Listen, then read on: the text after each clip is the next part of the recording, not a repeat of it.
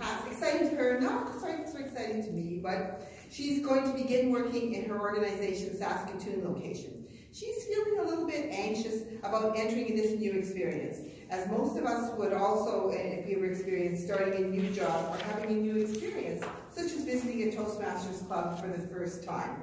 Today, Catherine will share 5 tips on how to overcome first day jitters. Catherine is completing her second project from level 3 in the effective coaching path. Catherine has selected effective body language from her choice of elective projects available for her in level 3.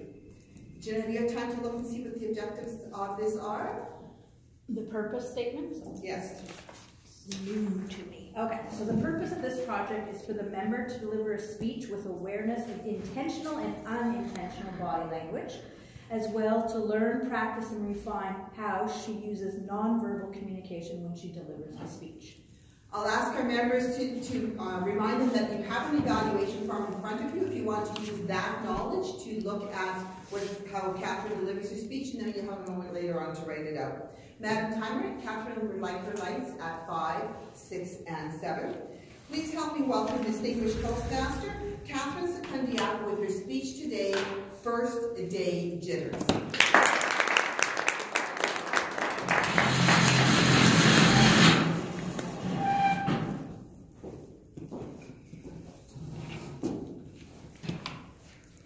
Walking into your first day of a new job, or for some of you, walking into your first Toastmasters meeting. Oh, the jitters.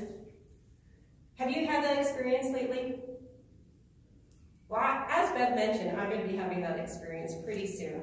And today I'm going to share with you 5 tips for overcoming those first day jitters. You know, when your heart is racing and your knees are knocking and you can't think and you can't remember where you need to go or who you need to see. We'll get some tips today to overcome those jitters. I got to these tips from an article on the website from Northeastern University, an undergrad student who is in the business administration area and has gone through a number of co-op positions. Quite an expert at starting new jobs over and over again. And I also had an opportunity to get some feedback and some tips from my social media colleagues and friends. So I'll share my experience with those first day jitters, as well as some tips from some of my friends.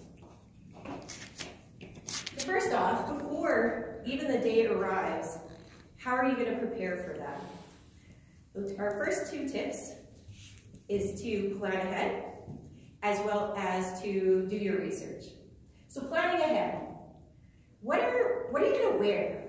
Where are you going to go? Who do you need to see? This is all the information that you need to figure out ahead of time before you go. And I have a really good example of when that did not work very well for me.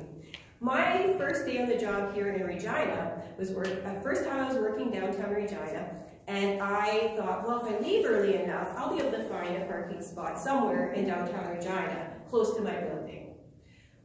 That didn't happen. I ended up finding a parking spot, eventually, way down on 14th Street.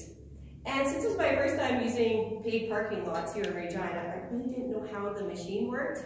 Now, I'm normally a pretty smart person, but when you're anxious and nervous and you're all flustered, sometimes the brain doesn't work very well. Then I had a really hard time figuring out how to pay for parking.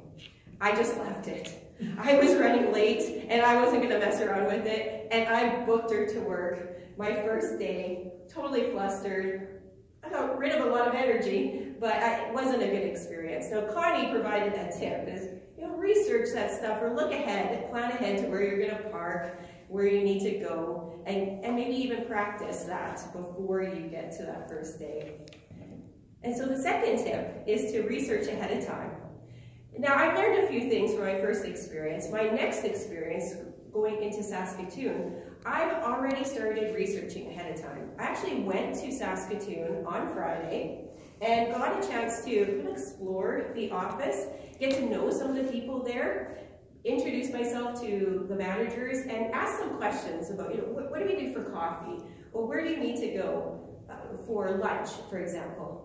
And I also learned how to book the office massage chair. Most importantly, I'm pretty excited about that. Yeah. So doing that research ahead of time really helps you prepare for that day. Another way to prepare for the day is to plan your outfit. So one of our friends, our fellow Toastmaster members, Shannon Benton, suggested to pick out your outfit a day or two ahead of time. Make sure it's all pressed and ready to go. Something that you feel powerful in, something you feel confident in, and make sure that you have that ready to go. So otherwise, that morning of, you don't want to try to decide what it is that you're going to wear. So be prepared ahead of time. Plan ahead and do your research. Now, that day of the big day, that morning of, pump yourself up and then calm yourself down. So tip number 3 is to pump yourself up. And I don't know what that means for you, but for me, that means doing a little bit of exercise and some positive self-talk or some power poses. Emma Glover, one of our Toastmasters friends from Calgary, also suggested doing positive self-talk. Getting yourself feeling really good about yourself. I'm going to be awesome today. I'm really going to rock it today. So pump yourself up, get yourself all energized for the day, but then calm yourself down. That's tip number 4. Take some deep breaths, control your jitters, make sure you're feeling calm and relaxed. Another tip that I got from Dana and Eric, former member of our club, suggested to do some meditation in the morning, if that's right for you.